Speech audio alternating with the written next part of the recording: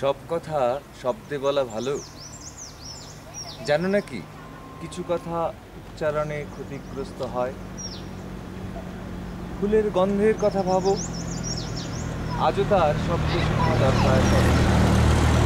অথবা নীল আকাশ, আকাশের সেই ঘন নীল একবারও বলেছে কি এদিকে তাকাও? তবে কি প্রকৃতি খুব শব্দহীনা? ঠিক তাও নয়, তারও বুকে রাখা আছে নানাবিধ শব্দের সম্ভার।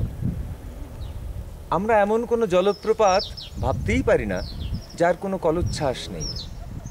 কিংবা ধরো মেঘ আছে, বজ্র আছে, শুধু বজ্রপাতের সেই গম্ভীর নিনাদটুকু নেই।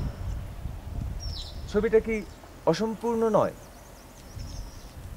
আসলে মানুষ তার প্রকৃতির কাছে দুভাবেই শেখে। যখন সে ভাঙতে চায় জেল গেট, শিকল বা মন্ত্রীর প্রাসাদ, তখন শব্দের তার খুব প্রয়োজন। যখন সে ভালোবাসে, হাত রাখে প্রেমিকার মুখে, তখন সে ফুল কিংবা নীলাকাশও ভাবতে পারো তাকে।